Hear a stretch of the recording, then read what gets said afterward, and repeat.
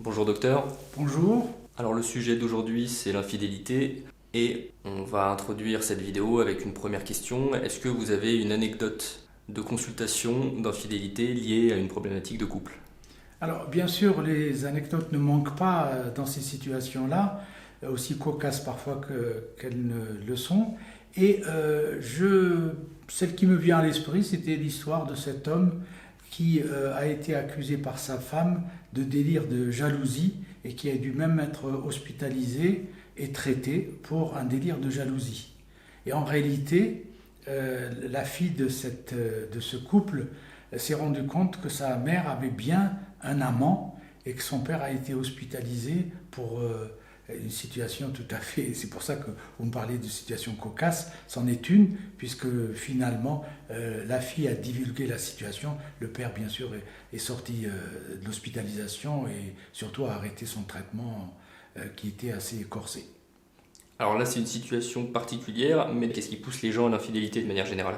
Alors, l'infidélité, c'est sûr que c'est devenu quelque chose de courant, aussi bien chez les femmes que chez les hommes, ça vient souvent, je dirais presque à la limite, dans des situations où le couple s'est banalisé.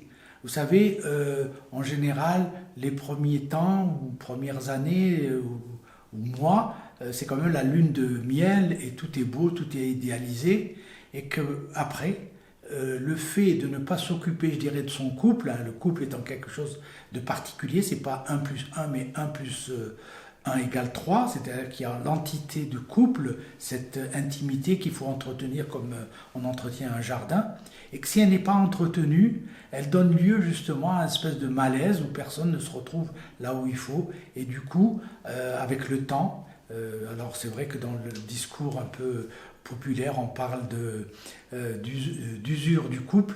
Le couple ne s'use pas si on l'entretient. Et ça c'est la plupart du temps, mais est-ce qu'il n'y a pas aussi des infidélités chroniques qui sont pas liées justement au manque d'entretien du couple et qui sont les conséquences d'autre chose? Alors, bien sûr, les conséquences peuvent être en dehors aussi de situations en dehors du couple, hein, des traumatismes, des situations, par exemple, de cet homme que j'ai décrit qui a eu un accident de moto et qui, après... On a vu dans une autre vidéo, oui, dont vous avez Voilà, parlé dans une autre vidéo. voilà, et qui, après, s'est réveillé, entre guillemets, en voulant, comme je disais, croquer la vie à pleines dents et qui est passé d'aventure en aventure comme un système un peu, entre guillemets, presque à la limite de s'auto-traiter.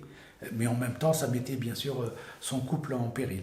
Donc là finalement même le partenaire n'est pas du tout responsable et il n'a pas du tout la main sur l'infidélité et il n'est pas du tout responsable, même s'il n'est pas forcément, même si on peut pas forcément parler de responsabilité, mais là en l'occurrence, comme c'est une situation individuelle, qu'est-ce que peut faire le partenaire qui a subi l'infidélité pour trouver une solution? Oui, c'est une situation là, très compliquée puisque le partenaire ou la partenaire dans ce cas-là est dans ces situations où tout lui échappe.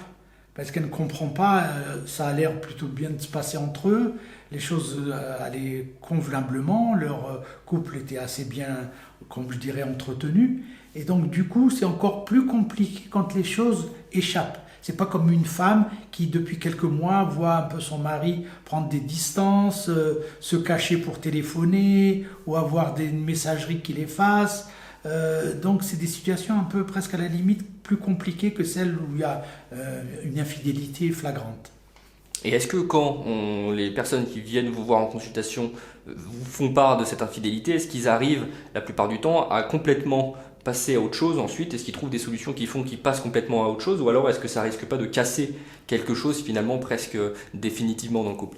Alors, quand ils viennent en consultation, ce genre de couple où il y a une infidélité, c'est parce que, bon, ben, ça ne va pas, parce que, en tous les cas, là, la situation, c'est qu'il y en a un qui a décidé, presque celui qui a subi l'infidélité, veut partir. En général, c'est à ce moment-là qu'il choisit de venir en consultation. Alors, c'est sûr que toute infidélité n'entraîne pas une séparation. Et c'est pour ça, d'ailleurs, qu'ils viennent. On essaye de comprendre. Le thérapeute ne se pose pas en tant que justicier, mais il essaye de comprendre Qu'est-ce qui fait qu'avec leur couple, ils ont abouti, ou avec leur couple, ils sont arrivés dans cette situation où l'un des deux est sorti, je dirais presque à la limite, à défaut de dire une sortie de route, c'est une sortie de couple qui a fait qu'ils en sont arrivés là. Je crois que c'est ça qui est important, c'est de comprendre, parce que dans cette affaire-là, il y a quand même quelque chose qui a été atteint, c'est la confiance. Et la confiance dans un couple, c'est extrêmement important.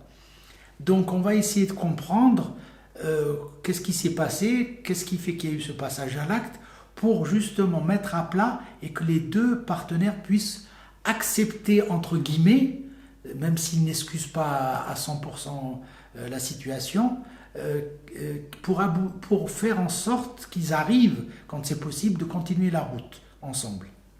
De manière générale, comment est-ce que les gens ont tendance à réagir face à une infidélité, de ce que vous observez? Oui, ce qu'on observe, c'est ce que je vous dis, quand ils arrivent à une situation, c'est quand même une situation où c'est une situation de crise. C'est le cataclysme pour celui qui a subi l'infidélité, et donc on est proche souvent de la rupture, et presque à la limite quand ils viennent en consultation, comme s'ils attendaient qu'on leur rende justice, souvent. De dire, par exemple, si c'est monsieur qui a été infidèle, de dire, monsieur, qu'est-ce que vous avez fait à votre femme, qu'est-ce qu'il fait, elle est malheureuse, vous voyez dans quelle situation. Vous pouvez comprendre que c'est pas ça qui va aider un couple qui vient pour essayer de comprendre les tenants et les aboutissants de cette infidélité. Donc, en général, celui qui subit l'infidélité est complètement déprimé, il pleure souvent, alors que l'autre est plutôt dans un sentiment souvent de culpabilité, puisque l'infidélité a été révélée. Donc on a celui qui se sent culpabilisé et celui qui est complètement terrassé, qui est déprimé et qui pleure. Alors dans cette situation-là, finalement, ce qui est intéressant, c'est de comprendre l'histoire de leur couple, qui fait qu'on va essayer de comprendre qu'est-ce qui fait qu'il y en a un des deux qui est sorti du couple. C'est ça qui est intéressant et qui peut les aider. Quel conseil est-ce que vous donneriez à un homme ou une femme qui n'arrive pas à passer à autre chose, suite justement à une infidélité?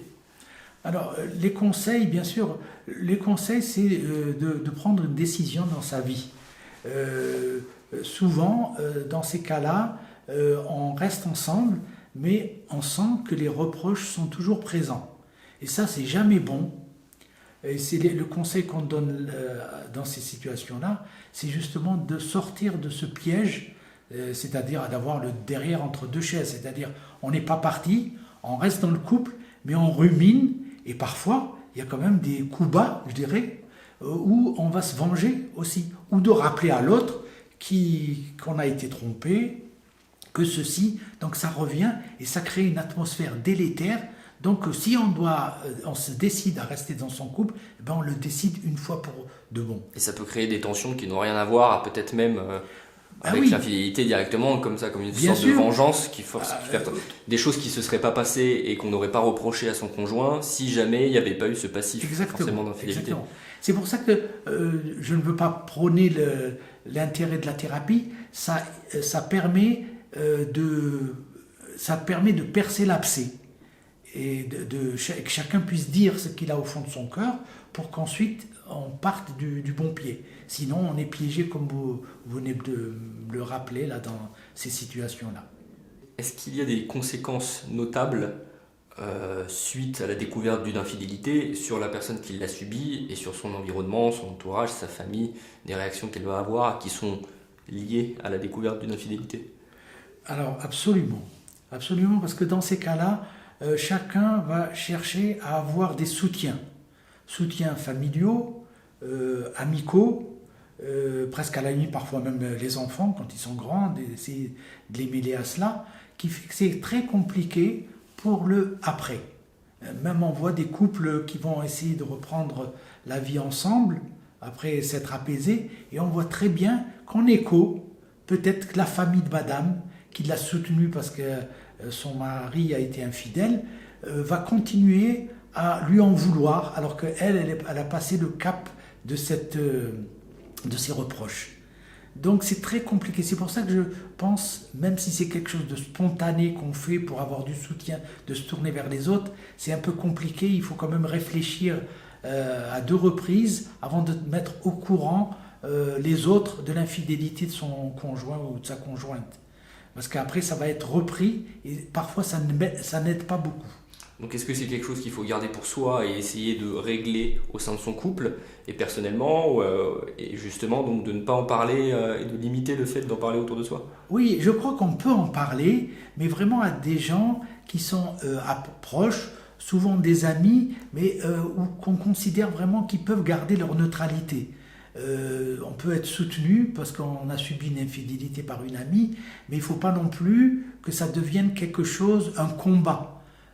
C'est-à-dire que le soutien devient un combat contre l'autre conjoint. Donc ça bloque le processus d'une éventuelle reprise si c'est possible après. Donc choisir quand même un confident qui garde sa neutralité, qui a cette capacité de prendre un petit peu de recul, non pas plonger directement dans la problématique. Alors on a parlé des infidélités qui pouvaient se produire suite à ce qui s'était à un passif, que ce soit dans le couple ou individuellement. Mais si malgré ça et malgré les solutions qu'on ait pu trouver sur le moment, il y a des récidives et il y a une nouvelle fois ou même plusieurs nouvelles fois des infidélités qui se produisent, comment est-ce qu'on peut arriver à gérer ça? Est-ce qu'il existe des solutions par rapport à ça? Est-ce que c'est des cas qui sont particuliers et qui sont est-ce que c'est des cas courants? Oui, alors c'est des situations courantes, hein. On a vu même des gens dire que je reviens ou s'excusent de leur infidélité et de faire croire à leur conjoint ou leur conjointe que tout va bien dans le meilleur des mondes et finalement de continuer leur relation. Donc ça, c'est jamais de bon augure parce que là, vraiment là, la confiance a été quand même sacrément secouée. D'accord. Et il y a des solutions par rapport à ça. Est-ce qu'on doit considérer que c'est un type d'infidélité qui est différent et qu'on ne peut pas gérer de manière conjugale parce que ce serait lié peut-être à je sais pas, un type de personnalité ou quelque chose de très personnel chez l'autre qui n'est pas la conséquence du couple? Alors ça, c'est un peu une situation complexe. Bien sûr que si quelqu'un récidive, c'est qu'il y a ou la vraie question de la difficulté du couple n'a pas été abordée, donc qui persiste, que le problème dans le couple persiste, donc du coup, pourquoi pas une infidélité à nouveau? Ou est-ce que vraiment l'un des conjoints est dans une relation très forte avec sa maîtresse ou son amant, qui fait que il est partagé entre son couple d'origine et celui qu'il a construit à l'extérieur? Alors, pour conclure, est-ce qu'il existerait des façons justement de prévenir l'infidélité de façon générale? Alors, on ne peut pas bien sûr prévenir totalement l'infidélité, c'est inhérent à l'être humain, mais on peut dire aussi, concernant le couple, si le couple, comme en général c'est à l'origine de l'infidélité, c'est d'entretenir son couple de telle façon, comme je disais tout à l'heure, le couple est un espace qui concerne 2 personnes, hein, c'est 1 plus 1 égale 3, et qu'il faut l'entretenir. Il faut qu'il y ait dans la vie de couple une harmonie, l'entretenir, avoir des projets, se surprendre, faire plaisir à l'autre, en tous les cas tout ce qui pourrait faire en sorte qu'on soit heureux dans son couple et d'éviter d'aller voir ailleurs, puisqu'il n'y a pas de raison. Très bien, merci docteur. Merci. À très vite, au revoir. Au revoir.